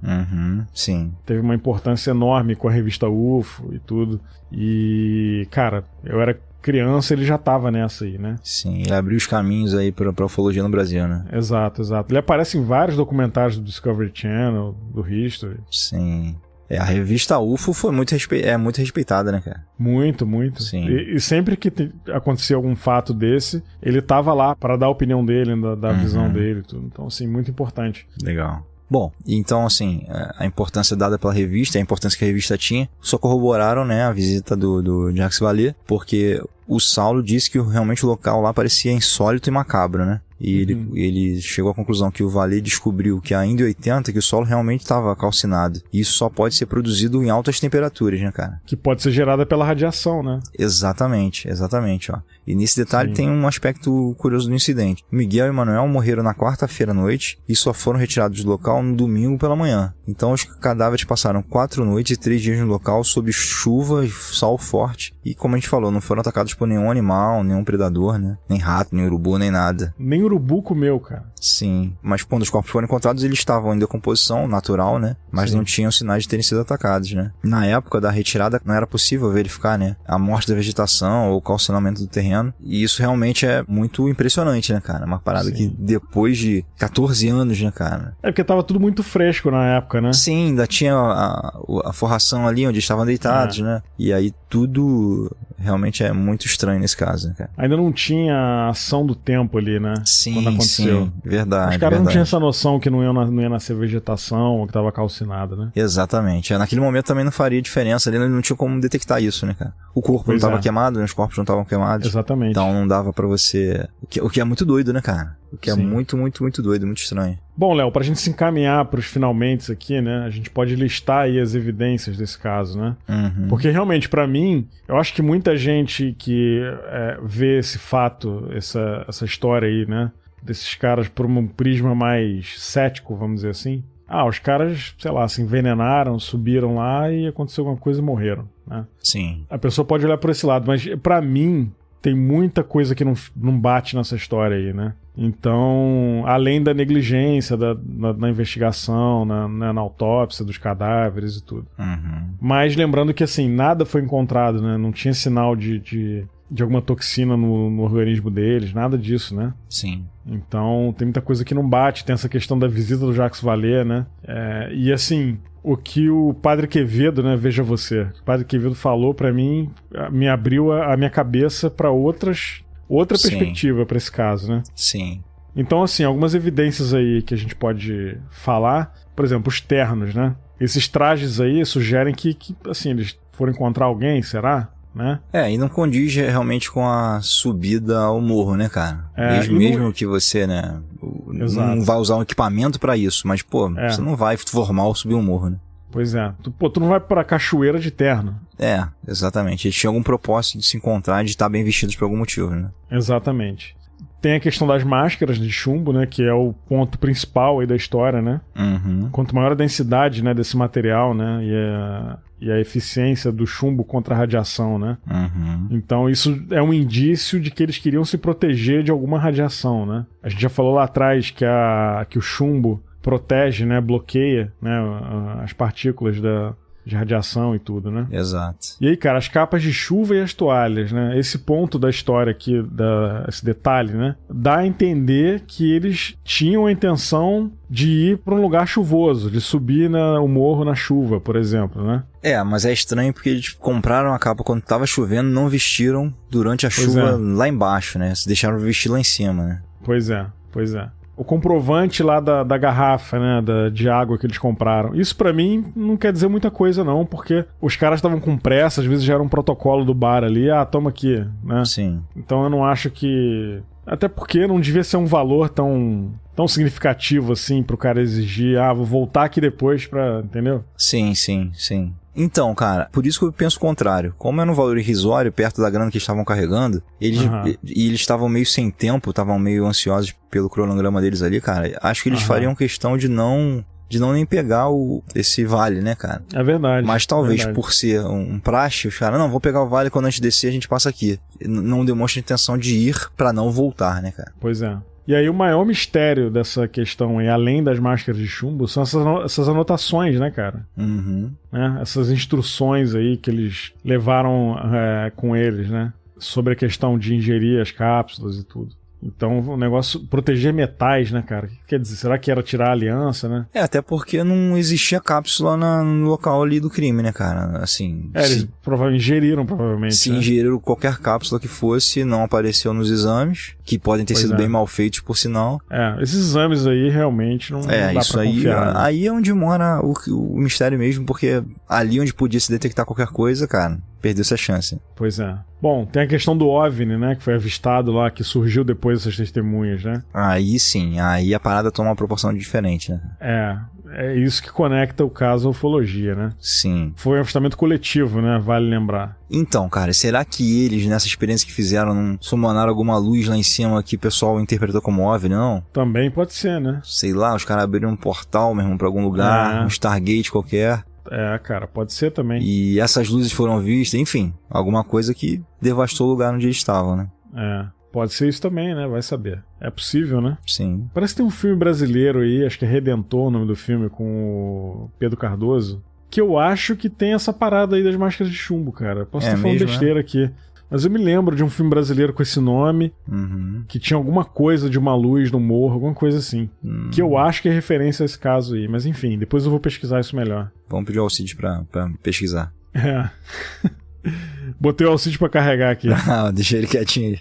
E aí, cara, a outra evidência é o sumiço do dinheiro. O que aconteceu com esse dinheiro aí, né? Sim. Os 2.300.000 cruzeiros, né? Pra mim, eu volto a dizer, eu acho que o dinheiro que foi achado com eles era dinheiro de uso. Dinheiro de andar na carteira, vamos dizer assim, né? Sim. Por exemplo, tu anda com dinheiro na carteira e aí você vai comprar um carro com uma maleta de dólar, por exemplo. Aquele dinheiro ali é pra um fim específico, tá lá. Mas o teu dinheiro que você, pro teu uso tá na tua carteira ali, tá contigo, né? Sim. Então eu acho que esse dinheiro achado com eles aí era um dinheiro de uso pessoal. Eu acho, porque nem era tanta grana assim, né? 161 mil era pouco dinheiro comparado ao montante que eles tinham, né? Cara, eles teriam mais ou menos $1.000 na época, né? Se fosse convertido para a época que a gente viu aqui a questão. E o dinheiro encontrado com eles já era o quê? Uns $60. Pois né? Mais $2 no bolso do outro, que era os 4 mil. 4 mil eram $2, proporcionalmente. Então era muito pouca grana, assim, muito né? pouco dinheiro, né? Sim.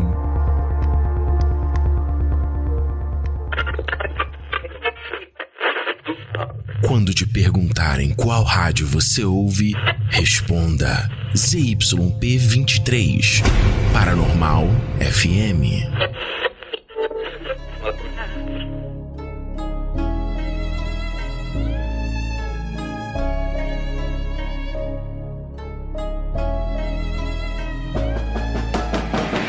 Bom, e aí é isso, cara. Esse é o caso das máscaras de chumbo e é um caso bizarro que tá até hoje sem uma conclusão legal, né, oficial da polícia. Não tem. O caso foi arquivado, tudo. E não teve resposta, cara. Não teve resposta. E ninguém sabe o que aconteceu de fato. O que realmente aconteceu, né? É verdade, cara. É verdade. O que a gente sabe é que 2 pessoas morreram de uma forma muito bizarra, que não teve um motivo aparente ali, né, de acordo com as investigações. Né? Mais ou menos isso. Tem essa questão do OVNI que a gente já falou. Então, assim, foi uma experiência paranormal que esses caras fizeram pra abrir um portal ali, a gente, né? Enfim. Sim. E aí, o que você acha, Léo? Qual cara, é a tua visão? A minha costura dos fatos é a seguinte: eles vieram com um propósito de Campos pra Niterói. Tanto que ele menciona pra sobrinha dele: eu vou lá descobrir uma parada e na volta a gente conversa, tá? Beleza. Vieram com uma grana pra pagar algum evento. Eles não vieram pra comprar carro, porque mentiram sobre isso pra família. Pois é. Então, no trajeto entre a compra da água e a subida do morro, eles pagaram isso pra mim, né? Na minha ideia, né? Eles pagaram esse tributo que eles deviam ir pra alguém. A experiência vai custar tanto pra vocês, tanto que no tal horário, tal horário vocês têm que fazer isso, tal local, assim. As instruções foram anotadas provavelmente no caminho, subindo lá pro morro. Sim. Né? Eles anotaram, porque é pela pressa, né? Pelo tipo de escrita ali, muito resumida. Eles pagaram e receberam as instruções. Subiram e lá aconteceu alguma coisa de errado, né, cara? Ou de certo, né? Ou deu tudo certo e não deu certo pra eles, né? Infelizmente, mas... A convocação deu certo. Exatamente, cara. Não acho que o dinheiro tenha sumido, né? Acho que realmente pagaram o que tinham que pagar pro que ofereceram pra eles. Alguma coisa deu errado lá em cima. Mas o caso foi todo errado. Tanto que o médico que fez a primeira autópsia não quis nem assinar, cara, a autópsia, né, cara? Ele foi tirado dos registros lá. Sim. Nenhuma causa da morte foi identificada. Isso é muito, muito estranho. Cara, o documento oficial da causa da morte dos caras, da autópsia, tava rasurado, cara. Tem noção? Sim. Tava rabiscado. Então pra mim, cara, eles foram ao local certo, com um propósito definido e com instruções claras pra alguma coisa. A gente só não sabe o que é. Cara, eu tô contigo, assim. Pode ser que tenha uma explicação muito simples e idiota pra esse caso aí, né? Sim. Mas, realmente, cara, pra mim, tem muita coisa sem resposta pela bizarrice da coisa, né? É um caso muito bizarro. Muito, exatamente, cara. Então, eu acho que, sei lá, acho que a gente nunca vai saber o que realmente aconteceu, né? Provavelmente não, cara. Provavelmente nunca saberemos. Pois é. Mas o caso é interessante pra cacete, né, cara? Muito, muito interessante, né? E é interessante você devagar sobre o que pode ter sido, o que foi, o que não foi, é muito bacana. Pois é. Agora, eu queria que fosse um OVNI mesmo. Sim, cara. Pode ter sido, cara. Pode ter sido, sem dúvida. Cara, meu irmão, vamos captar sinais de TV aqui. A gente já falou dos casos dos Álamos, né, cara? Que os radares, né, cara, eles derrubavam os OVNIs que passavam. De repente os caras, meu irmão, lançaram um sinal tão forte lá, cara, de acordo com essa cápsula que eles tomaram, né, cara? Lançaram um sinal mental tão forte que capturaram alguém passando, cara. Sei lá, vai saber. Cara. A gente não sabe como funciona, né? Eles podem ter atraído alguma coisa pra ali também, né, cara? Sim. Sei lá. E de repente, cara, até... os caras morreram meio que sem querer também, né? Não acho que eles queriam morrer mesmo, não. Eles queriam alguma experiência que prometeram pra eles, né? Mas eu digo o seguinte, de repente, fazendo uma suposição enorme aqui de que realmente fizeram contato com seres de outro planeta, vamos dizer assim. Sim. De repente, o que causou a morte deles não foi nem de propósito. De repente, esses seres... Sim. Os seres que chegaram ali com esse objeto, que seja, né? Isso, né, partindo da suposição que foi uma nave alienígena que apareceu ali pros caras. Sim. Né? De repente a causa da morte... exatamente. Em outros casos, poderiam ter sido abduzidos e deixados em outro lugar, ou sumido definitivamente, mas morreram, né, sem causa aparente. Né? Pois é. Ou então, cara, simplesmente o espírito deles evoluiu e eles foram embora. Pode ter sido isso também, né? Ficou só a casca ali, cara. Agora, eu me surpreendi muito com o Padre Quevedo, cara. Gostei muito aí, cara, sim. O que ele falou fez muito sentido, né, cara? Pois é. Pra nossa lógica aqui, limitada, né? Então, fez muito sentido. Sim. Mas é isso. É isso aí. Vamos ficando por aqui. Obrigado pra você que pediu esse caso pra gente fazer aqui.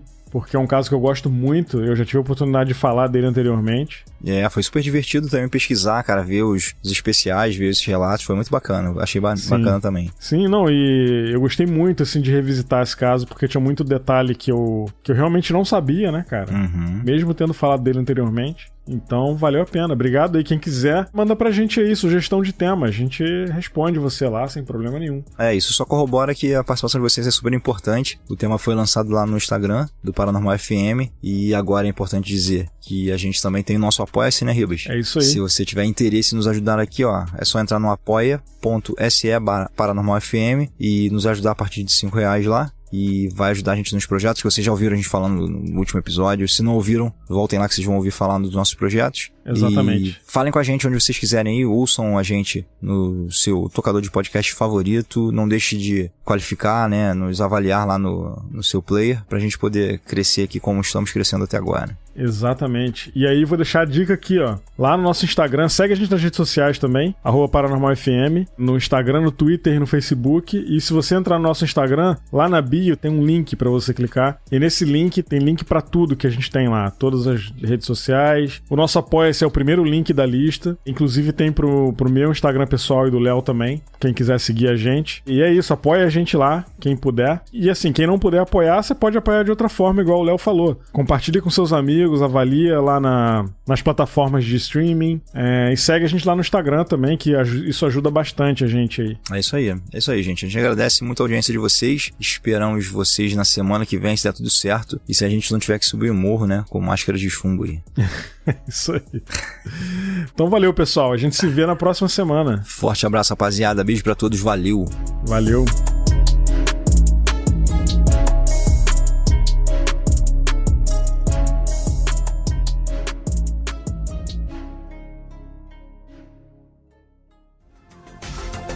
Este episódio foi editado por Atelas, soluções em áudio para podcasts.